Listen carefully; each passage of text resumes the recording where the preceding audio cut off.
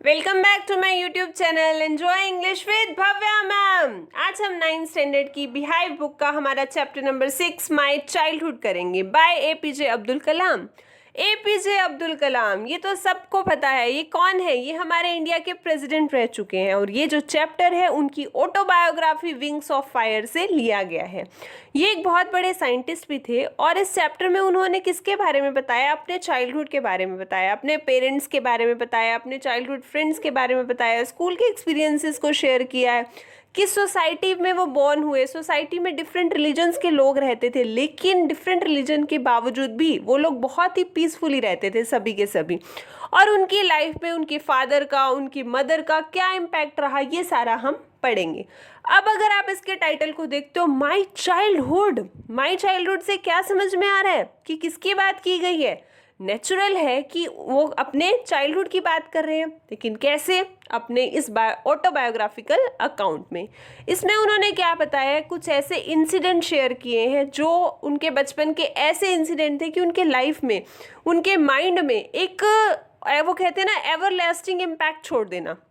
ठीक है, एक इम्प्रेशन छोड़ के गए हैं।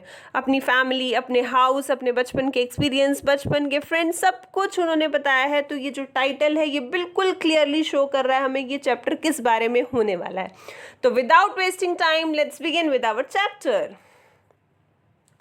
I was born into a middle class Tamil family in the island town of Rameshwaram in the erstwhile Madras state. अब इसका मतलब क्या है? इसका मतलब ये है कि एपीजे अब्दुल कलाम जो है वो कहाँ पर बॉर्न हुए? एक मिडिल क्लास फैमिली में बॉर्न हुए। और वो फैमिली कौन सी थी? तामिल फैमिली थी। तामिल फैमिली क्यों बोला गया? मतलब जो लोग तमिल लैंग्वेज बोलते हैं उनके लिए क्या यूज़ हो गया? तामिल फैमिली। और उनका बर्थ प्लेस कौन सा था? रामेश्वरम था। रामेश्वरम क्या है? एक आइलैंड टाउन है। कहाँ पर? तमिलनाडु में। ठीक है, in the Bay of Bengal. और आज हम लोग जिसको तमिलनाडु बोलते हैं, ठीक है, हम इसको किस नाम से जानते हैं? तमिलनाडु के नेम से जानते हैं ना। But when he was born, जब वो बॉर्न हुए थे, एट दैट टाइम इसको क्या बोला जाता था?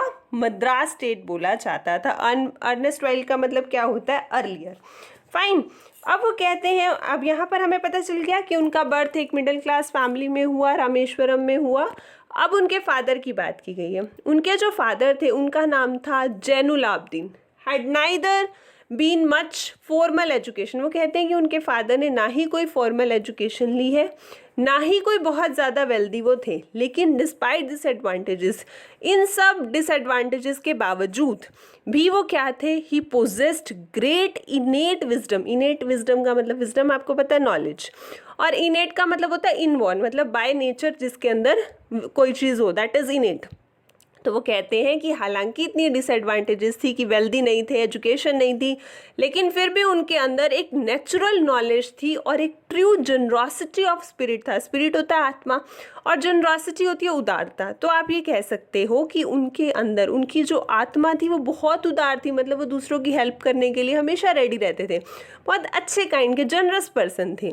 ही had an ideal helpmate in my mother. और उनकी एक बहुत ही अच्छी आइडल मेट थी, हेल्पमेट थी। कौन थी? मेरी मदर। मतलब एक बहुत ही आदर्श हेल्पिंग हैंड जो थी वो मेरी मदर थी, जिनका नाम क्या था? आशिया माँ। I do not recall the exact number of people she fed every day. वो कहते हैं कि मुझे एग्जैक्ट तो याद नहीं आता कि मेरी मदर कितने लोगों को डेली फीड करती थी, खाना खिलाती थी, but I am quite certain, लेकिन मैं इतना श्योर हूँ that far more outsiders ate with us than all the members of our own family put together। कि हमारे फैमिली के सारे मेंबर्स को मिलाकर भी उससे ज़्यादा बाहर के लोग होते थे, आउटसाइडर्स होते थे, जो मेरी मदर के हाथ से खाना खाते थे। I was one of many children, a short boy with rather undistinguished looks, born to tall and handsome parents। वो कहते हैं कि अब यहाँ पर क्या था कि उसके काफ़ी सारे सिबलिंग्स थे, ठीक है, उसमें से एक बच्चा कौन था? अब्दुल कलाम भी थे।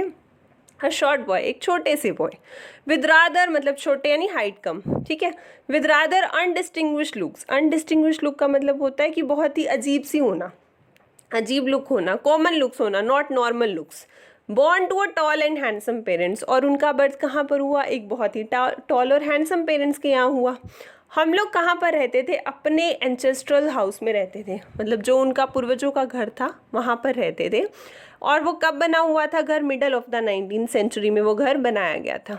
उस टाइम पर भी क्या था, ये काफ़ी फेयरली लार्ज पक्का हाउस था, जो किससे बना हुआ था? लाइमस्टोन से, ब्रिक से। लाइमस्टोन होता है चूना, चूने और ब्रिक से ये घर बना हुआ था। कहाँ पर? On the mosque street in Rameswaram. Mosque street यानी जो मॉस्क्यू वाली गली थी, कहाँ पर? रामेश्वरम में, वहाँ पर। My austere father used to avoid all inessential comforts and luxuries. मेरे जो फादर थे उनका नेचर क्या था कि वो चीज़ें तो प्रोवाइड करते थे, लेकिन नेसेसरी आइटम जो फालतू के खर्चे थे वो अवॉइड करते थे। तो अस्टर का मतलब होता है बहुत ही स्ट्रिक्ट, आप कह सकते हो हार्ड, हार्श। तो मेरे जो फादर थे वो बहुत ही स्ट्रिक्ट थे, तो वो जो फालतू के कंफर्ट्स होते हैं, लग्जरीज होती हैं, उन सब चीज़ों को अवॉइड करते थे। हाउएवर जितनी भी नेसेसरी आइटम्स होती थी, चाहे वो खाना हो, चाहे मेडिसिन हो, क्लोथ्स हो, वो सारी हमें प्रोवाइड करते थे। In fact I would say, in fact वो कहते हैं कि मैं तो ये बोलूँगा कि mine was a very secure childhood, कि मेरा जो बचपन था ना वो बहुत ही अच्छा था, बहुत ही सिक्योर था, दोनों तरीके से, मटेरियली भी और इमोशनली भी। मतलब मटेरियलिस्टिक चीज़ें भी हमें प्रोवाइड करी जाती थी ज़रूरत की, ठीक है, एंड इमोशनली भी, मतलब प्यार, लव, अफेक्शन भी उन्हें प्रॉपर मिला। अब आगे देखते हैं। The second world war broke out in 1939 when I was 8 years old। अब वो कहते हैं कि मैं 8 year old था जब सेकेंड वर्ल्ड वार हुआ। कब? 1939 में। Means he was born in 1931। For reasons I have never been able to understand, a sudden demand for tamarind seeds erupted in the market। वो कहते हैं मुझे कभी भी ये समझ में नहीं आया कि एकदम से ये जो टैमरिंड सीड होते हैं, ये क्या होता है? इमली के जो बीज होते हैं, ठीक है, इमली के बीजों की जो डिमांड थी मार्केट में वो बहुत ही ज़्यादा इरप्ट हो गई। इरप्ट होता है एकदम से स्टार्ट हो गई, इंक्रीज हो गई, और मुझे कभी समझ नहीं आया कि ऐसा क्यों हुआ। मैं क्या करता था? I used to collect the seeds. मैं इन सीड्स को कलेक्ट करता था और जाके इनको बेच देता था। कहाँ पर? Provision shop on mosque street. Mosque street याद है ना, जहाँ पर उसका घर था। और प्रोविज़न शॉप आप कह सकते हो किराने की दुकान पे जाके वो उन सीड्स को बेच देते थे। A day's collection would fetch me the princely sum of 1 anna। और वो कहते हैं कि पूरे दिन, a day's collection, पूरे दिन की कलेक्शन मुझे क्या देती थी? एक प्राइसली सम। प्राइसली एक शानदार कह सकते हो, एक बहुत ही शानदार अमाउंट मिलती थी मुझे। वो क्या थी? 1 अन्ना। अब अन्ना क्या है? ये एक इंडियन कॉइन है, दैट इज इक्वल टू 6 पैसा। और उस टाइम पर ये एक अन्ना भी एक बहुत बड़ी अमाउंट मानी जाती थी सामने वाले के लिए। It means a lot. तो वो बहुत खुश होते थे कि वो क्या कर रहे हैं? उन सीड्स को बेच के 1 अन्ना अर्न कर रहे हैं। My brother in law Jalaluddin would tell me stories about the war. मेरे जो ब्रदर इन लॉ थे जलालुद्दीन, वो मुझे बताते थे वर्ल्ड वार के टाइम की स्टोरीज़ को बताते थे, जो मैं बाद में ढूंढने की कोशिश करता था। Later attempt to trace. Trace means to find out. मैं बाद में उन चीज़ों को, उन स्टोरीज़ को फाइंड आउट करने की कोशिश करता था। कहाँ पर? दीनामनी में की हेडलाइंस में। दीनामनी क्या है? न्यूज़पेपर है, उसकी हेडलाइन में मैं उन चीज़ों को ढूंढता था। आवर एरिया, हमारा जो एरिया था, बीइंग आइसोलेटेड, वो जो एरिया था वो काफ़ी अलग सा था, अकेले साइड में करके था। वॉज कम्प्लीटली, जिसकी वजह से क्या था कि ये वार से ज़्यादा अफेक्टेड नहीं हुआ, ये अनअफेक्टेड ही रहा, क्योंकि एक आइसोलेटेड प्लेस हो गया ना।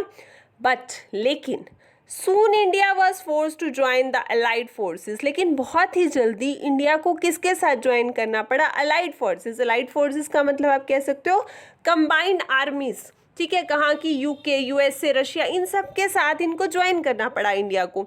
And something like a state of emergency was declared. और क्या हुआ उस टाइम पर? सिचुएशंस ऐसी हो गई कि एमरजेंसी डिक्लेयर कर दी गई। इमरजेंसी का मतलब क्या होता है? कर्फ्यू लगना, ठीक है, एक तरीके से कर्फ्यू लग गया। The first casualty came in the form of the suspension. वो कहते हैं कि कैजुअलिटी, कैजुअलिटी का मतलब होता है लॉस होना। सबसे पहला लॉस किस फॉर्म में हुआ? जब सस्पेंशन हुआ। सस्पेंशन मतलब होता है एंड होना किसी चीज़ का। क्या एंड हुआ? कि जो ट्रेन थी, हॉल्ट का मतलब होता है स्टॉपेज। क्या था कि जनरली एक ट्रेन आती थी जो रामेश्वरम स्टेशन पर रुकती थी, लेकिन लॉस क्या हुआ कि उसका वहाँ पर रुकना बंद कर दिया गया।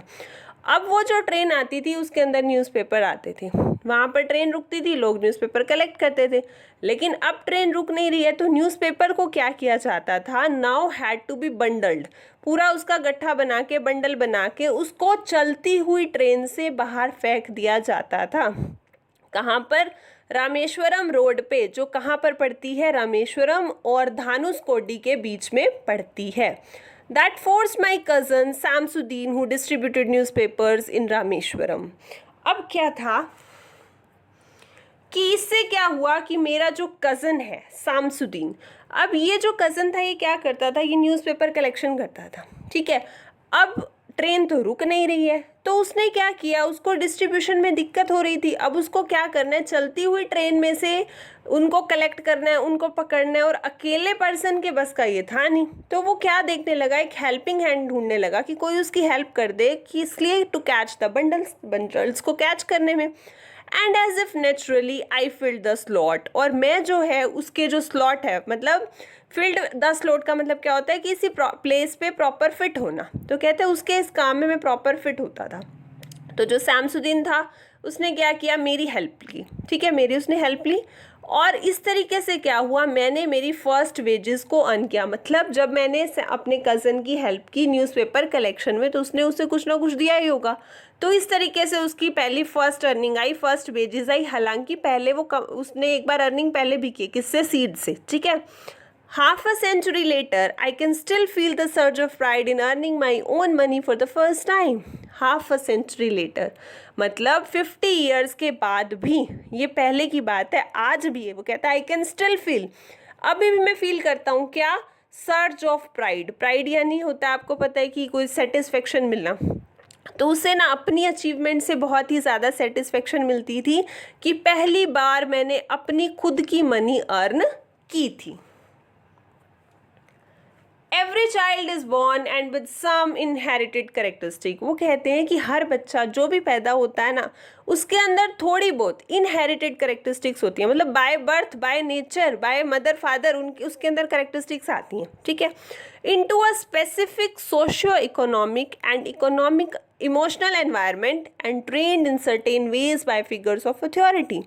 वो कहते हैं हर बच्चा जो है, इनहेरिटेड कैरेक्टरिस्टिक्स तो आती हैं, इसके साथ साथ वो एक सोशियो इकोनॉमिक यानी एक सामाजिक जो भी एनवायरनमेंट होता है या इमोशनल एनवायरनमेंट होता है, उनसे भी काफ़ी कुछ सीखता है. और ट्रेन होता है इन सर्टेन वेज, बहुत तरीक़ों से. कैसे? By figures of authority. Figures of authority का मतलब क्या है कि वो पर्सन जो अथॉरिटी रखते हो, वो कौन होता है किसी भी पर्सन की लाइफ में? ज़्यादा से ज़्यादा फैमिली या फिर टीचर्स. तो वो कहते हैं कि उसने सबसे कुछ ना कुछ सीखा, सबसे कुछ ना कुछ इनहेरिट किया. और वो यही बता रहे हैं आगे. वो कहते हैं कि मैंने अपने फादर से इनहेरिट की ऑनेस्टी और सेल्फ डिसिप्लिन. मैंने मेरी मदर से क्या इनहेरिट किया? फेथ इन गुडनेस, अच्छाई में विश्वास रखना, और डीप काइंडनेस, मतलब बहुत ही ज़्यादा गहरी दया भावना रखना. And so did my 3 brothers and sister. और मेरे बाकी जो 3 ब्रदर सिस्टर थे, उन्होंने भी ये चीज़ गेन की. They also have the same. I had 3 close friends in my childhood. वो कहते हैं बचपन में मेरे 3 बहुत ही अच्छे दोस्त थे. Number 1 is Ramanand Shastri, second is Aravindan, and third one is Shiva Prakashan. Clear? And all these boys were from orthodox Hindu Brahmin families. और ये जो तीनों लड़के थे, ये कहाँ से बिलोंग करते थे? ऑर्थोडॉक्स यानी बहुत ही रूढ़िवादी बोलते हैं हिंदी में, वैसे आप कह सकते हो स्ट्रिक्ट, बहुत ही स्ट्रिक्ट जो हिंदू ब्राह्मण फैमिलीज़ थी, वहाँ से बिलोंग करते थे. As children, none of us ever felt any difference amongst ourselves because of our religious differences and upbringing. वो कहते हैं एज चिल्ड्रन, मतलब बच्चे के रूप में हम लोगों ने कभी भी ये फील नहीं किया कि हम लोग अलग हैं. हम लोगों ने ऐसा कभी फील ही नहीं किया कि हमारा रिलीजन अलग है. रिलीजन डिफरेंसेस की वजह से या अपब्रिंगिंग की वजह से, अपब्रिंगिंग यानी जिस तरीके से उनका पालन पोषण हुआ, उन लोगों ने ये कभी फील नहीं किया कि हम लोग अलग अलग हैं, हमारी कास्ट अलग अलग है. इनफैक्ट वो कहते हैं कि जो रामानंदा शास्त्री थे, वो किसके बेटे थे? पक्षी लक्ष्मण शास्त्री के. वो कौन थे? ये एक बहुत ही बड़े पुजारी थे रामेश्वरम टेम्पल में. बाद में क्या हुआ? He took over the priesthood to the priesthood of the Rameswaram temple from his father. उनका ये जो बेटा था, यानी अब्दुल कलाम का ये जो फ्रेंड था रामानंदा शास्त्री, उसको क्या दे दी? प्रिस्टहुड दे दी. प्रिस्टहुड यानी होता है पुरोहिताई, वही पंडित वाला काम. आगे किसको दे दिया? उसके पापा ने अपने बेटे को. मतलब वो बहुत बड़ा क्या बन गया? प्रिस्ट बन गया. कहाँ का? रामेश्वरम टेम्पल का. सेकेंड जो उसका फ्रेंड था अरविंदन, वो क्या करता था, वो बिजनेस में था, arranging transport for visiting pilgrims यानी जो भी तीर्थ यात्री आते थे उनके लिए ट्रांसपोर्टेशन को अरेंज करने वाला बिजनेस कौन करता था, अरविंदन, सेकेंड फ्रेंड। और जो थर्ड फ्रेंड था शिव प्रकाशन, वो क्या बना, वो एक कैटरिंग कॉन्ट्रैक्टर बना फॉर द साउदर्न रेलवेज, मतलब खाने पीने का सामान जो पहुंचाने के जो ठेकेदार होता है वो बना वो। During the annual Shri Sita Ram Kalyanam ceremony, अब ये क्या होती है, वैसे अगर मैं आपको शॉर्ट में बताऊं तो मैं कह सकती हूँ कि एक वार्षिक उत्सव, लेकिन अगर मैं आपको डिटेल में बताऊं तो इसका मतलब ये होता है, कल्याणम का मतलब होता है मैरिज, और सीताराम मैरिज यानी राम सीता की शादी। तो ये एक ऐसा एक सेरेमनी होती थी जिसमें राम सीता की शादी से रिलेटेड होती थी। तो ये जो सेरेमनी होती थी इसका पार्ट जो है ये लोग भी होते थे। तो वो कहते हैं कि our family use to arrange boats, कैसे होते थे कि हमारी जो फैमिली होती थी वो बोट्स अरेंज करती थी विद अ स्पेसिफिक प्लेटफॉर्म, एक प्रॉपर प्लेटफॉर्म के साथ। किस लिए, फॉर कैरिंग आइडल्स, आइडल यानी क्या होता है, मूर्तियाँ, मूर्तियों को कैरी करना। किसकी मूर्ति होगी, भगवान श्री राम और सीता जी की, ठीक है, of the Lord from the temple of the marriage site, मतलब टेम्पल से लेके मैरिज साइट तक लेके जाने की specific boats with special platform arrange करती थी हमारी फैमिली। और ये जो है कहाँ पर लेके जाते थी, ये जो मूर्तियाँ होती थी, situated in the middle of the pond called Ram तीर्था। क्या था कि ये जो जगह थी, ये कहता है कि जो हमारा मकान था ना, हमारा घर था, उसके पास ये जगह थी राम तीर्थ, ठीक है, जो एक तालाब के बीच में स्थित थी, वहाँ पर ये लेके जाते थे। Events from the Ramayana and from the life of the prophet were the bedtime stories my mother and grandmother would tell the children in our family. वो कहते हैं कि हर तरीके के इवेंट, चाहे वो रामायण से रिलेटेड हो, चाहे वो लाइफ ऑफ प्रॉफिट, रामायण किसकी है, हिंदुओं की है हमारी, और प्रॉफिट किससे रिलेटेड होता है, मोहम्मद वगैरह मुस्लिम गॉड जो होते हैं उनके लिए यूज़ होता है। तो वो कहते हैं कि हमारी जो मदर होती थी या ग्रैंड मदर होती थी वो हमें क्या सुनाती थी, हिंदू गॉड हो चाहे मुस्लिम गॉड हो, सबकी कहानियाँ सुनाती थी। मतलब उस टाइम पर किसी भी तरीके का कोई रिलीजियस बेसिस पे डिस्क्रिमिनेशन नहीं था। One day when I was in the 5th standard at the Rameswaram elementary school, लेकिन क्या हुआ, हमारे बीच तो नहीं था बट ये लोगों के माइंड तो सेट थे ना। वो कहते हैं कि एक बार की बात है, जब मैं 5th स्टैंडर्ड में था, कहाँ पर, रामेश्वरम के एलिमेंट्री स्कूल में, elementary school you can say primary school में था। एक न्यू टीचर आती है उनकी क्लास में। मैंने क्या पहनी हुई थी, कैप पहनी हुई थी। उस कैप से पता चल रहा था कि मैं कौन हूँ, मुस्लिम, ठीक है। और मैं हमेशा कहाँ पर बैठता था, I always sat in the front row next to Ramanandan Shastri. मैं आगे वाली जो फर्स्ट रो में रामानंदन शास्त्री के साथ वाली सीट में बैठता था। और वो जो रामानंदन शास्त्री था वो क्या पहनता था, एक सेक्रेड थ्रेड, यानी इसको जनेऊ बोलते हैं। वो क्या पहनते थे, जनेऊ पहनते थे। अब जनेऊ पहनने से क्लियर हो रहा था कि ये कौन है, ये पृष्ठ है। और मेरी कैप से क्लियर हो रहा था कि मैं कौन हूँ, मुस्लिम हूँ। तो जो न्यू टीचर आया उससे ये डाइजेस्ट नहीं हुआ, वो could not stomach, you can से कि उसके पेट में दर्द होने लगी, उसे डाइजेस्ट नहीं हुआ कि एक हिंदू पृष्ठ का बेटा एक मुस्लिम बॉय के साथ बैठा है। तो in accordance with our social ranking यानी जो भी हमारा सामाजिक दर्जा था, कि क्या था कि मुस्लिम जो है थोड़े पीछे, जो पुजारी है उसको आगे होना चाहिए। तो उसके अकॉर्डिंग जो न्यू टीचर थी उसने देखा और क्या बोला, मुझे बोला कि तुम जाके पीछे बैठ जाओ, बैक बेंच पे जाके बैठ जाओ। आई फेल्ट वेरी सैड, मुझे बहुत बुरा लगा। And so did Ramanandan Shastri, और रामानंदन शास्त्री को भी बहुत बुरा लगा। He looked utterly downcast, utterly यानी कंप्लीट और डाउनकास्ट यानी सैड। वो भी कैसे दिखने लगा, बहुत ही ज़्यादा कंप्लीटली सैड हो गया जैसे ही टीचर ने मेरी जो सीट है उसको शिफ्ट की, कहाँ पर, लास्ट रो में। The image of him weeping when I shifted to the last row left a lasting impression on me. वो कहते हैं कि जब मैंने उसको रोते हुए देखा, उसकी रोती हुई वो जो तस्वीर थी ना, वो मेरे माइंड में बिल्कुल फिट हो गई, एक इम्प्रेशन छोड़ गई, एक एवरलास्टिंग इम्पैक्ट छोड़ गई जो मेरे माइंड से जाती ही नहीं है, उसकी रोती हुई तस्वीर, जब मुझे टीचर ने लास्ट बेंच पे शिफ्ट किया। After school we went home and told our respective parents about the incident. और जब हम घर गए स्कूल के बाद तो हमने अपने पेरेंट्स को पूरा इंसिडेंट डिस्क्राइब किया।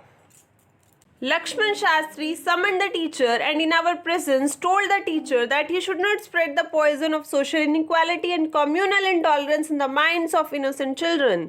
अब उसके बाद क्या हुआ, जब दोनों बच्चों ने जाकर इंसिडेंट बताया घर पर, तो लक्ष्मण शास्त्री जो किसके फादर थे, रामानंदन शास्त्री के फादर थे, उन्होंने समन्ड होता है टू कॉल, उन्होंने टीचर को बुलाया और हमारी प्रेजेंस में टीचर से कहा कि उसे क्या नहीं करना चाहिए, उसे सोशल इनइक्वालिटी का, यानी जो कास्ट है, रिलीजन है, उसको लेके जो डिस्क्रिमिनेशन होता है, या फिर कम्युनल इंटॉलरेंस, यानी कि जो बिलीव्स है, जो लोगों की बिलीफ है, डिफरेंसेस क्रिएट कर रही हैं, इन्हीं सब चीज़ों को लेके, इन सब का जहर ये छोटे छोटे इनोसेंट माइंड पे, इनोसेंट बच्चों में नहीं फैलाना चाहिए। He bluntly asked the teacher to either apologise or quit the school and the island. उन्होंने ब्लंटली यानी बहुत ही रूडली टीचर को बोला कि या तो आप बच्चों से अपोलोजाइज करो, माफ़ी मांगो, या फिर स्कूल और आइलैंड को छोड़ के चले जाओ। Not only did the teacher regret his behaviour, अब ये जिस तरीके से उन्होंने बोला, उसके बाद टीचर को सिर्फ रिग्रेट ही नहीं हुआ, पछतावा ही नहीं हुआ अपने बिहेवियर पे, बल्कि the strong sense of conviction Lakshman Shastri conveyed ultimately reform this young teacher. बल्कि क्या हुआ कि जिस स्ट्रॉन्ग सेंस ऑफ कन्विक्शन यानी बहुत ही विश्वास के साथ, जिस दृढ़ निश्चय के साथ लक्ष्मण शास्त्री जी ने कन्वे होता है कम्युनिकेट करना, अपनी बात कही, उससे क्या हुआ कि वो जो टीचर था वो क्या हो गया, रिफॉर्म भी हो गया, मतलब बदल गया। उसके जो थॉट्स थे कास्ट को लेके, रिलीजन को लेके, वो सब भी चेंज हो गए। नॉट ओनली कि उसने अपोलोजाइज किया। On the whole, the small society of Rameshwaram was very rigid in terms of the segregation of different social groups. वो कहते हैं अगर हम ऑन दी होल बात करें तो ये जो छोटी सी सोसाइटी थी रामेश्वरम की, ये बहुत ही रिजिड थी। रिजिड यानी स्ट्रिक्ट थी, किसमें, in terms of segregation. Segregation होता है अलग अलग होना, मतलब डिफरेंट तरीके के जो सोशल ग्रुप्स होते हैं, जनरली कौन कौन से होते हैं हमारे, ये ब्राह्मण वाले, क्षत्रियास, वैश्या, शूद्रा, यही 3-4 मेन होते हैं। तो वो कहते हैं कि यहाँ पर क्या था, ये जो ग्रुपिज्म था, ये जो सिग्रीगेशन था, ये अलग अलग ग्रुप, डिफरेंट सोशल ग्रुप का, ये बहुत ही ज़्यादा स्ट्रिक्ट था। However my science teacher Shiva Subramania Iyer, अब उनके वो कहते हैं कि मेरे एक टीचर थे, उन्होंने क्या किया, दो एन ऑर्थोडॉक्स ब्राह्मण, हालांकि वो क्या थे, एक बहुत ही ऑर्थोडॉक्स, मैंने आपको पहले भी बताया था, एक बहुत ही ऑर्थोडॉक्स रूढ़िवादी ब्राह्मण थे with a very conservative wife. लेकिन उनकी वाइफ कैसी थी, बहुत ही कंजर्वेटिव थी। कंजर्वेटिव का मतलब होता है परंपरावादी, ट्रेडिशनल वाइफ थी उनकी। लेकिन फिर भी was something of a rebel, उनके अंदर थोड़ा बहुत क्या था, रिबेल वाली फीलिंग थी, विद्रोह वाली फीलिंग थी। हालांकि उनकी वाइफ क्या थी, बहुत ही ज़्यादा ट्रेडिशनल थी। He did his best to break social barriers so that people from varying backgrounds could mingle easily. वो कहते हैं कि उन्होंने, उनका जो नेचर था ना, वो फिर भी ये चाहते थे कि ये जिस तरीके की जो डिस्क्रिमिनेशन चल रही है, इन सब चीज़ों को ब्रेक किया जाए, और उन्होंने उसके लिए अपना बेस्ट भी दिया कि वो इन सोशल बैरियर्स को रिमूव कर सके, ताकि पीपल जो है वेराइंग बैकग्राउंड से, डिफरेंट बैकग्राउंड से आए एंड कुड मिंगल ईजिली, और एक दूसरे में अच्छे से मिक्सअप हो सके। He used to spend hours with me, और ये जो साइंस टीचर थे, अय्यर थे, ये क्या करते थे, मेरे साथ घंटों बिताते थे और मुझे बोलते थे, Kalam, I want you to develop so that you are on par with the highly educated people of the big cities.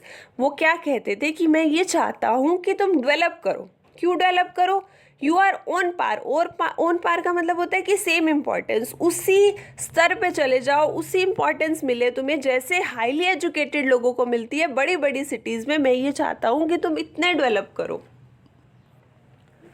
One day he invited me to his home for a meal. अब एक दिन क्या हुआ कि ये जो इनके science teacher थे, मिस्टर अय्यर थे, इन्होंने ना मुझे अपने घर बुलाया फॉर अ मील के लिए।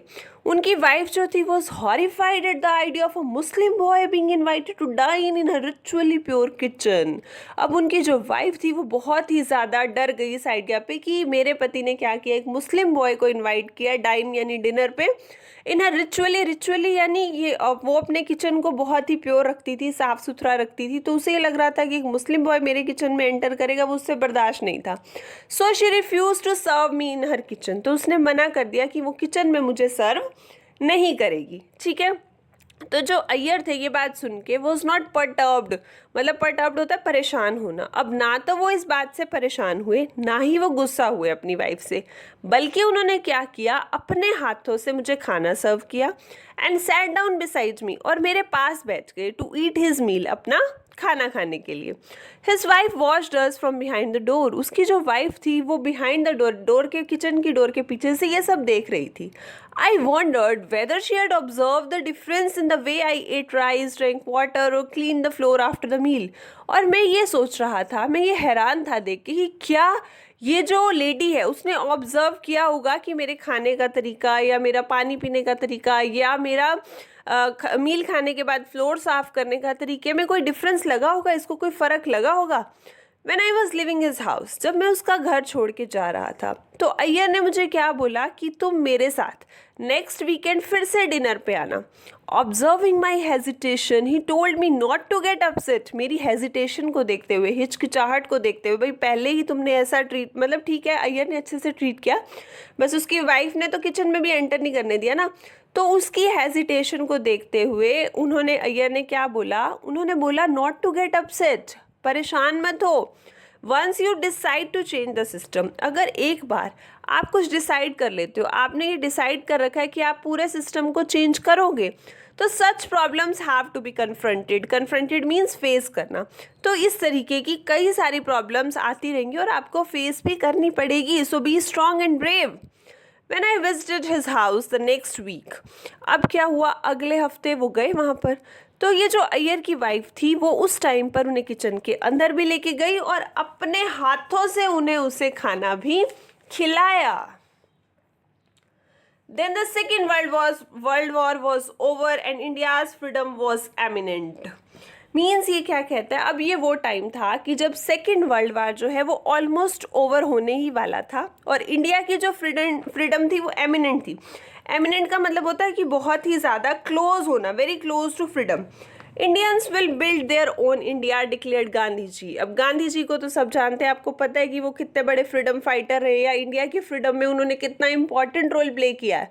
तो उन्होंने क्या बोला कि जो इंडियंस हैं वो खुद से अपना इंडिया बनाएंगे। The whole country was filled with an unprecedented optimism. You can say एक पूरी कंट्री के अंदर एक नया जोश आ गया, एक नई ऑप्टिमिज्म यू कैन से कि पॉजिटिविटी आ गई, ठीक है, एक उम्मीद जग गई। आई आस्क्ड माई फादर, मैंने अपने फादर को बोला कि आप मुझे परमिशन दो to live Rameswaram and study at the district headquarters in Ramanathapuram, कि मैं क्या करूं, कहाँ जाऊं, रामेश्वरम को छोड़ के जो रामनाथपुरम है उसके जो डिस्ट्रिक्ट हेड क्वार्टर है, मतलब ये एक हायर स्टडीज़ के लिए जगह थी, तो मैं वहाँ पर जाना चाहता हूँ। तो मैंने अपने फादर से परमिशन ली। He told me as if thinking aloud, अब उन्होंने मुझे सोचते हुए ऊंची आवाज़ में कहा, क्या कहा, Abul I know you have to go away to grow, मैं ये बात जानता हूँ कि अगर तुम ग्रो करना चाहते हो तो तुम्हें कहीं ना कहीं बाहर जाना होगा।